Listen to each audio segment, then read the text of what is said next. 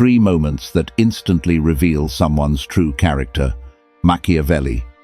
You can know someone for 10 years and still have never met who they really are. Not because they are deep, not because they are brilliant, but because you have never touched the exact nerve that makes their mask slip. Most people believe time will eventually give them the truth. They think if they stay around someone long enough, the real character will naturally show itself. But Machiavelli understood something colder than that. Time does not always reveal people. Very often, time simply helps them perform more consistently. It helps them say the right thing, smile at the right moment, look generous in the right setting, and hide their real instincts behind a socially acceptable version of themselves. A person does not reveal themselves most clearly when life is smooth. They reveal themselves in a few very small moments, moments too short to prepare for, too uncomfortable to keep performing through, too ugly to protect the image. Just a few seconds, but enough for you to see what is underneath the paint. There are 3 moments like that: when you tell them no, when you win, and when they have the power to hurt someone without paying for it. Those 3 moments tell you more than 100 promises, more than years of history, and more than the polished version they keep presenting to the world. Because a person's real character is not found in how they behave when everything goes their way. It is found in their reaction when life stops revolving around them, and the first sign does not come from a major betrayal. It comes from a very small word: no. Pay attention to this. A person who truly respects you hears the word no as information. They may not like it. They may feel disappointed. But they still understand that you are a separate human being, not an extension of their will. A person who wants to control you hears no as an insult, not because your refusal was so serious, but because in their mind, you were never supposed to have the right to refuse in the first place. That is why a very small boundary can trigger something very real, very fast. You do not give them a ride one time. You do not answer the text immediately. You do not change your plans to make their life easier. You simply say, "I can't today.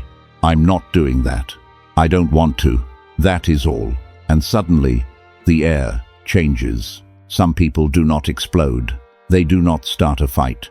They do not say anything openly cruel, but their face tightens. Their eyes go colder. Their tone changes. A short silence appears, and somehow you can feel that you just touched something wrong. This is the moment most people ignore, because they immediately comfort themselves with things like, maybe they're just stressed. Maybe I'm overthinking it. Maybe they're having a bad day. No, not always. Sometimes what you just saw was not a mood.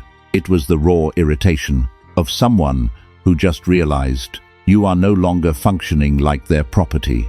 That is the disturbing part. People like this are usually not angry about the actual favor. They are angry because access to you was interrupted. It was never really about the ride, the invitation, the help, the convenience. It was about control. You think they are upset because you were unavailable. But often, what actually bothers them is that you dared to have a boundary. That is a very important difference.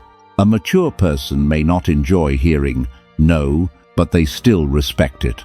A dangerous person experiences no as an act of rebellion. They may not show it dramatically.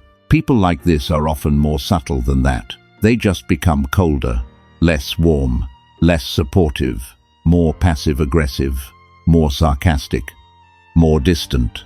And if you watch carefully, you start to realize something ugly.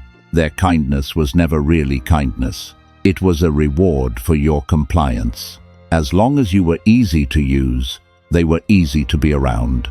As long as you stayed convenient, they called it harmony.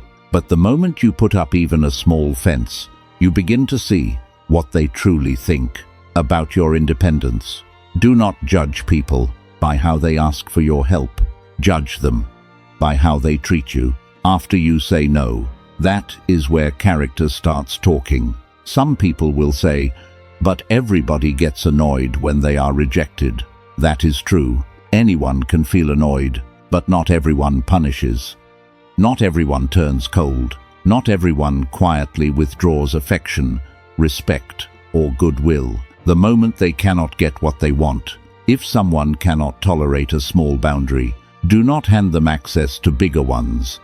Because people who do not respect a simple no eventually stop respecting your time, your emotions, your privacy, and finally, your value. But control is not the darkest thing. There is a reaction that reveals more than anger ever could. It is the way they respond when something good happens to you. This is where many people wake up too late. A lot of people can stay close to you when you are struggling. They can comfort you, listen to you, sit beside you when you are falling apart.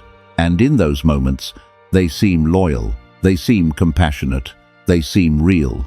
But your pain is not the hardest test. Your good news is, because many people can tolerate the weaker version of you far more easily than the rising version of you. They are fine when you are confused, fine when you are lost, fine when you are doubting yourself, fine when you still need them. But the moment you become brighter, stronger, more chosen, more stable, more admired, something begins to leak out of them. Something hard to explain. If you have never seen it before, you tell them you got the raise. They pause half a second too long, then say, "Wow, good for you." You tell them a big opportunity finally worked out. They smile, then immediately shift the conversation back to themselves. You say you finally made it through the worst season of your life. They nod, but their eyes do not light up. You share something you worked hard for, and they congratulate you with a compliment that somehow leaves a bruise. That is when you need to learn how to see clearly. Do not only listen to their words, watch their reaction. The delay before the congratulations, the smile that arrives late, the deadness in the eyes, the sudden subject change, the compliment with poison in it, the joke that subtly shrinks your moment. All of those things are tiny emotional leaks. And envy is one of the most dangerous emotions in human nature, because it almost never introduces itself honestly. It does not say, "I don't want you to succeed." It says, "Just don't get arrogant. It's not that impressive. Let's see how long it lasts. You just got lucky." Timing matters. That is how people try to make your light smaller, so they do not have to face the darkness inside themselves. Machiavelli understood this clearly. People do not just react to what you do to them. They react to what your existence makes them feel about themselves. When you rise, you accidentally become a mirror, and not everyone can stand that mirror. For a person who is honest with themselves, your success can be inspiring. But for someone who is stagnant, self-deceiving, or living below their potential, your success can feel offensive, because it reminds them that what they keep calling impossible may simply be what they were too afraid to pursue. That is why many people do not hate you when you are in pain. They hate you when you start expanding. And this is where it becomes dangerous. Envious people do not always attack right away. They may stay close, keep talking, keep smiling, keep watching your stories, keep asking questions. But from that moment on, a part of them starts waiting for you to slip, not in some dramatic way, just enough for you to become smaller again, dimmer again, less confronting to their own stagnation. The silence of a person, when you win, often tells the truth, more loudly than their congratulations ever will. If you have ever shared good news and suddenly felt the urge to make it sound smaller, to explain it away, to soften it, your intuition may have already seen something before your mind was ready to admit it. There are people who are excellent at sitting with your pain because your pain makes them feel safe, but they are not truly aligned with your growth. They are only aligned with the version of you that does not threaten the role they assign to you. And that is not friendship, not loyalty, not love. That is a relationship that only works as long as you stay small enough to fit inside it. But there is one more test, and this one is colder because the second test measures the heart. The third test measures the moral core. If you want to know who someone really is, do not only watch how they treat you when they still need to protect their image. Watch how they behave when they have the power to hurt someone and there is no consequence for it. That is where moral performance dies very quickly. A lot of people are kind when there is an audience, when someone is watching, when there is something to gain, when they need to look good, when they are standing in front of someone more powerful. But watch them with the waiter, with the receptionist, with customer service, with the delivery driver, with the person who cannot push back, with the people at home. That is where you learn a great deal. Some people speak gently to their boss and turn around and bark at the staff. Some people swallow humiliation all day in public, then go home and dump it all on the people who love them. Some people are respectful to those who can benefit them and cruel to those who cannot offer them anything. Some people become vicious online, not because they are brave, but because they know there will be no real consequence. That is what you must understand. Power does not always corrupt character. Very often, it simply unlocks the cage and lets the hidden part walk out. When someone knows they can belittle, humiliate, dismiss, or wound another person without losing anything, and they still choose to do it, you are looking at their real ethics. Not the polished version, not the socially trained version, not the image-managed version, the version that no longer has to be afraid. A person who is only kind when there is something to gain is not kind. They are investing. A person who is only gentle when people are watching is not compassionate. They are managing perception. A person who is only fair when there is risk of retaliation is not principled. They are calculating, and you need to learn to see that without making excuses for them. Many people watch someone mistreat weaker people and immediately say things like, they are just stressed. They are a good person deep down. They are just intense. No, stress can explain exhaustion. It does not explain repeated cruelty toward people who cannot fight back. That is no longer stress. That is choice.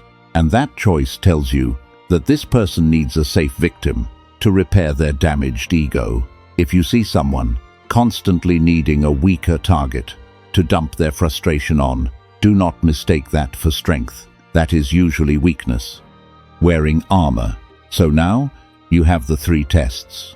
How they react when you tell them no, how they react when something good happens to you, and how they behave when they have the power to hurt someone without paying for it.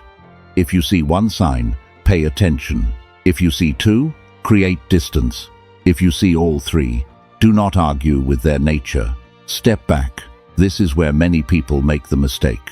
They see the signs. They feel the discomfort.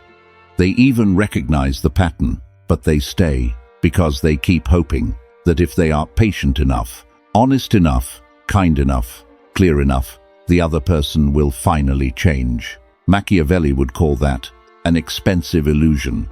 You are not responsible for healing someone who sees your boundaries as disrespect, your success as a threat, and weaker people as places to unload their ego. You do not need to become dramatic. You do not need a grand confrontation. You do not need to announce that you have finally seen through them. You simply need to remove access, share less, react less, give them less information, give them less access to your mind, your emotions, your nervous system. Less explaining, less emotional exposure, less availability. That is not cruelty. That is self-protection. The most dangerous people are not always the ones who openly hate you. Often, they are the ones you still allow close after they have already shown you that they do not respect your freedom, do not celebrate your growth, and do not remain decent, when there is no cost to being cruel. But this is still not the hardest part. The hardest part is turning that mirror back toward yourself, because it is always easier to detect darkness in other people than it is to confront it inside yourself. You may be listening to this right now and thinking of certain names. Pause for a moment. Have you ever felt real irritation when someone told you no? Have you ever felt your chest tighten when you heard someone else was doing well? Have you ever carried frustration from one place and unloaded it onto someone who was safer to hurt? If your answer is never, you may not be honest enough yet. The issue is not whether you have a shadow. Everyone does. The real issue is whether you recognize it early enough before it hardens into personality. One flash of envy does not make you evil. One moment of ego pain does not make you controlling. One bad reaction does not define your whole character. But if you refuse to look at those impulses, they will grow in your blind spots. And one day, you may become exactly the kind of person you once said you wanted to avoid. That is where real power begins. Not in reading other people quickly, but in governing your own reactions with discipline. A strong person is not someone without darkness. A strong person is someone who does not hand the steering wheel to that darkness. So how do you keep from becoming that person? There are 3 reversals. First, learn how to hear no without collapsing into ego. When someone refuses you, do not immediately interpret it as rejection or disrespect. Do not become cold. Do not punish. Do not silently retaliate because they did not obey your preference. Train yourself to hear no as information. The other person has limits, their own timing, their own energy, their own agency. Being able to hear no without your character deforming is a sign of maturity. Second, learn how to face envy before it poisons your heart. When someone else wins and you feel that internal contraction, do not pretend you are above it. Name it. That is comparison. That is insecurity. That is the part of you that feels exposed by someone else's growth. You can only stop envy from controlling you once you stop lying about it. Instead of shrinking them in your mind, ask yourself, what exactly hurts here? What am I afraid this says about me? What part of my own life have I neglected? Then another person's success stops being an insult to your identity. It becomes a map showing you where you need to grow. Third, pay close attention to how you treat people who are weaker than you or less useful to you. That is your real moral resume, not how you speak when you are trying to impress, not how you behave in public, not what values you post online, but your tone with the person who has nothing to offer you, your behavior when no one is scoring you, your choices when you could easily make someone smaller and get away with it. If you can keep your character in the dark, you are not weak, you are stable, and stability like that is worth far more than the kind of strength that needs a victim to feel powerful. But be ready for another truth.